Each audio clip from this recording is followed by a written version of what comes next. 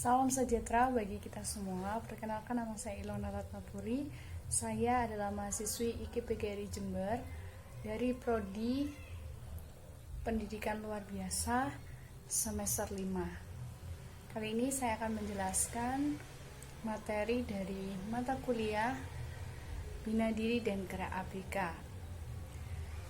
Kita mulai saja. Saya menjelaskan mulai dari konsep bina diri. Konsep bina diri itu sendiri dibagi menjadi dua.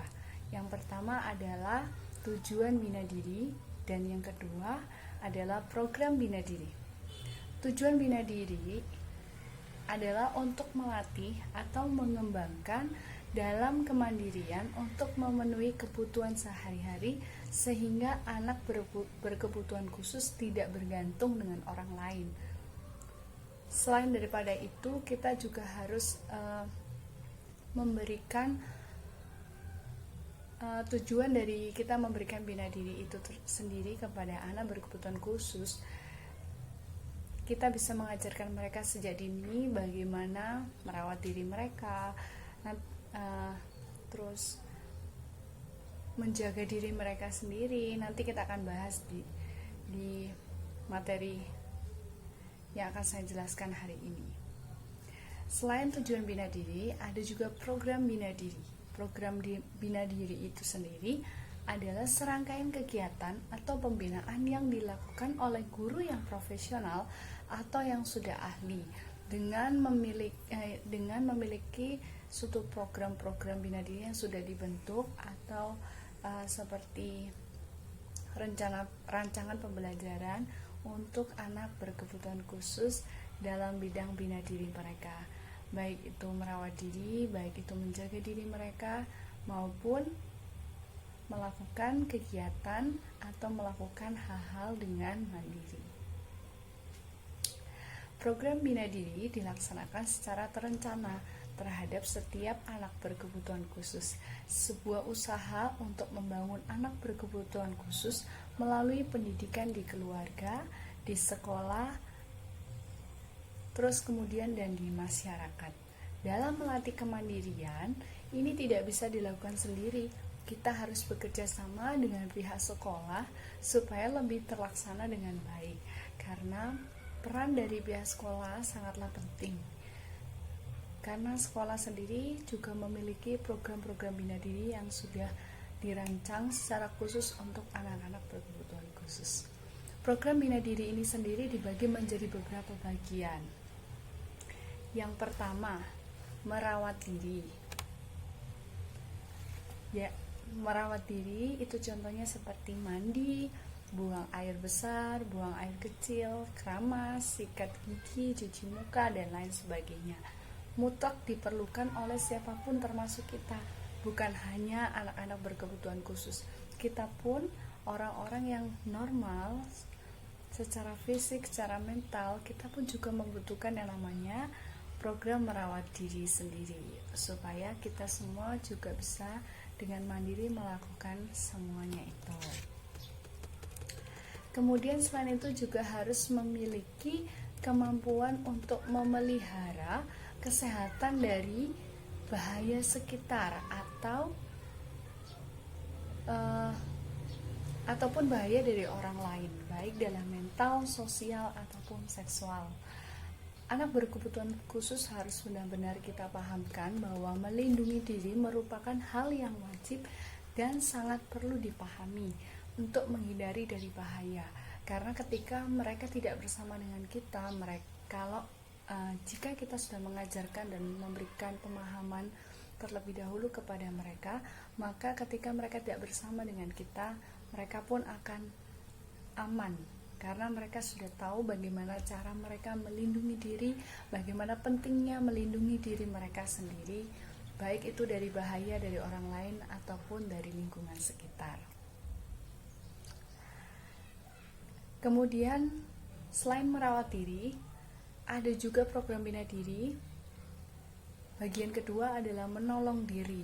Seperti yang saya sampaikan, menolong diri bukan hanya dari bahaya, tetapi juga merapikan tempat tidur, terus memasak sederhana, mencuci pakaian dalam mencuci pakaian dalam dengan mandiri dan melakukan kegiatan rumah. Kegiatan tersebut harus diajari untuk mampu melakukan kemandirian dengan baik. Kemudian berikutnya adalah kebutuhan komunikasi. Kebutuhan komunikasi yang ekspresif yaitu menjawab nama dan identitas keluarga. Komunikasi yang reseptif memahami apa yang disampaikan orang lain. Di media sosial banyak yang tersesat dan hilang dari pantauan keluarga, tidak bisa menjawab tentang nama diri, alamat, dan keluarga. Oleh sebab itu, sebelum kita mengenalkan sosial media yang ada, sebelum kita mengenalkan alat-alat media yang lain yang sudah canggih sekarang ini, ada baiknya untuk kita menjelaskan kepada mereka tentang menolong diri, tentang kebutuhan komunikasi. Selain daripada itu, ada juga kebutuhan sosial. Kebutuhan sosialisasi meliputi keterampilan bermain, berinteraksi, mampu menghargai orang lain, mengendalikan emosi, dan harus dikenalkan serta diajarkan sejak dini. Sebab kita merupakan makhluk sosial yang tetap membutuhkan orang lain. Kita tidak bisa hidup sendiri tanpa orang lain. Kita membutuhkan mereka. Kita butuh orang-orang sekitar kita untuk menolong kita. Harus dibekali dengan kerendahan hati, rasa percaya diri, dan tidak sombong. Harus ada rasa empati dan rasa butuh orang lain. Tidak hanya mementingkan diri kita sendiri, tapi kita harus melihat sekitar, bahwa di sekitar kita ada orang lain yang kita perlukan dan kita butuhkan. Selain kebutuhan sosial, ada juga keterampilan hidup, keterampilan mengelola keuangan, keterampilan berbelanja, dan keterampilan-keterampilan yang lain. Kemudian berikutnya adalah kebutuhan waktu diri, me time. Banyak kali banyak anak-anak berkebutuhan khusus mereka merasa stres karena sendiri, menyendiri. Tapi sebenarnya waktu-waktu sendiri mereka adalah hal yang juga diperlukan, karena me time atau waktu tentang kita, waktu untuk diri kita sendiri, memanjakan diri kita, berolahraga, melakukan kegiatan yang menyenangkan, itu merupakan terapi tersendiri buat diri mereka untuk bisa merefresh pikiran mereka, mental mereka, merefresh semua yang mungkin mereka merasa jenuh dengan kehidupan mereka. Tapi dengan adanya waktu-waktu untuk sendiri, waktu untuk diri, me time, special me time, yaitu berolahraga, merawat diri dengan mungkin kalau perempuan misalkan merawat tubuh mereka, merawat wajah mereka, rambut mereka, dan lain sebagainya. Kayak kalau masa-masa sekarang kan maskeran kayak gitu, saudara. Nah, itu sangat membantu untuk bisa merefresh dan merelaksasi pikiran anak-anak berkebutuhan khusus. Terus kemudian kebutuhan mengurus diri, memelihara diri secara praktis dengan cara apa? Memakai baju sendiri, makan sendiri, mandi sendiri, memberikan kesempatan untuk anak ABK melakukan dengan mandiri, dibekali dengan rasa tanggung jawab bagaimana menjaga keamanan diri mereka, tidak bergantung dengan orang lain. Seperti yang saya katakan di awal, bahwa kita harus membekali mereka dengan bekal-bekal dasar, di mana supaya mereka tahu bagaimana cara merawat diri mereka, bagaimana cara menolong diri mereka, membentengi diri mereka, anak-anak berkebutuhan khusus, supaya mereka bisa mandiri dalam menjalani kehidupan. Kalau tadi kita bicara tentang konsep bina diri, kita akan beralih ke konsep bina gerak. Konsep bina gerak dibagi menjadi 11 bagian. Yang pertama adalah kita akan membahas tentang pengertian gerak terlebih dahulu. Pengertian gerak, apa sih gerak itu? Gerak adalah suatu proses perpindahan dari satu tempat ke tempat yang lain untuk mencapai tujuan yang hendak dicapai, atau sebuah proses yang melibatkan sebagian atau seluruh bagian tubuh dalam satu kesatuan tubuh yang menghasilkan satu gerak statis atau di tempat, atau gerak dinamis berpindah tempat, atau gerakan yang berkelanjutan. untuk menghasilkan gerak, otot bekerja secara berpasangan. Ada dua jenis, yaitu antagonis dan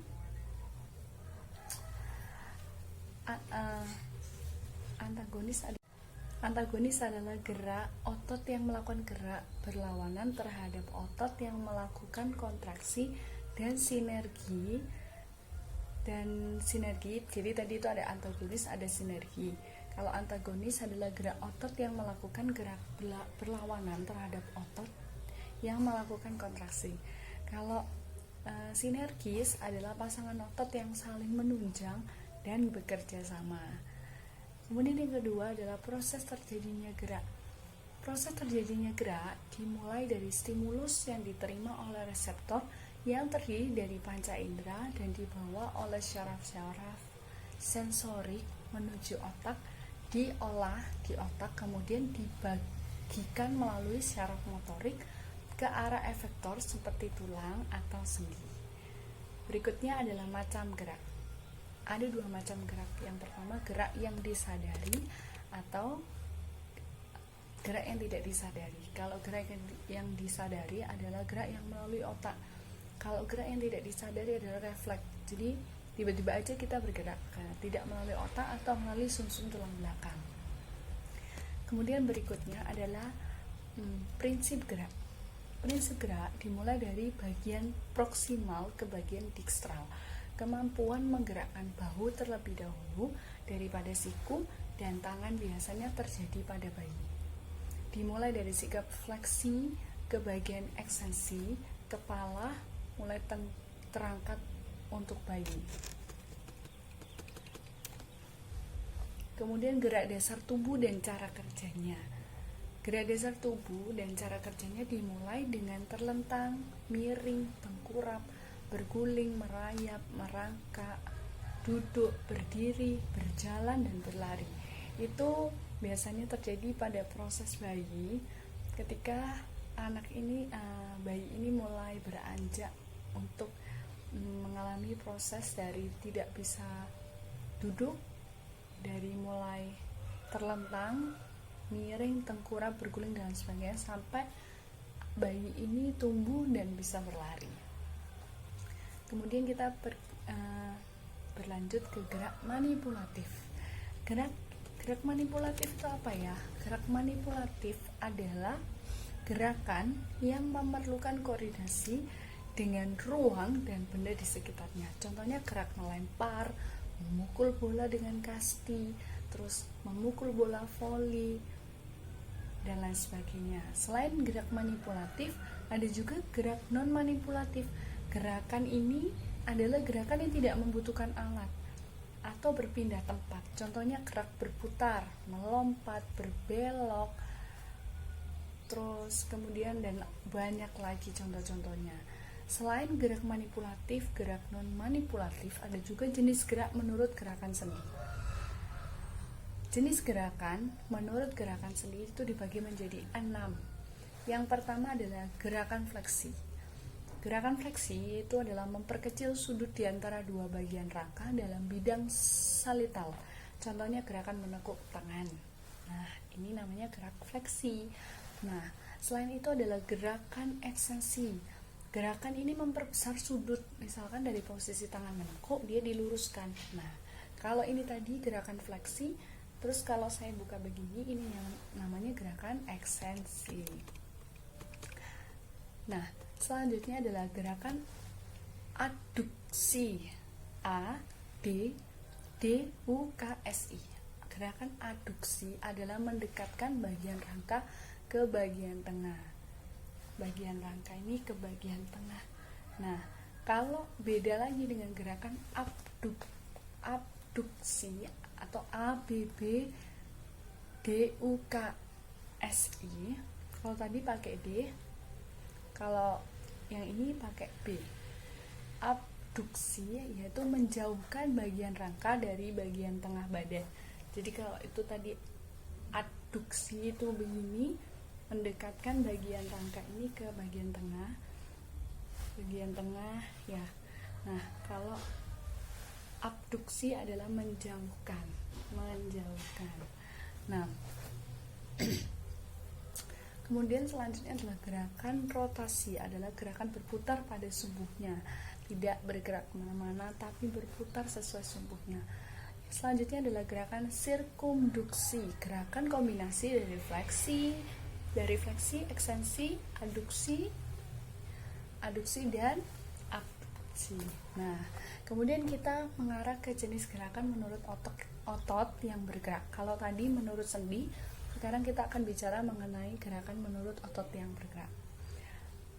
Jenis gerakan menurut otot yang bergerak dibagi menjadi dua bagian.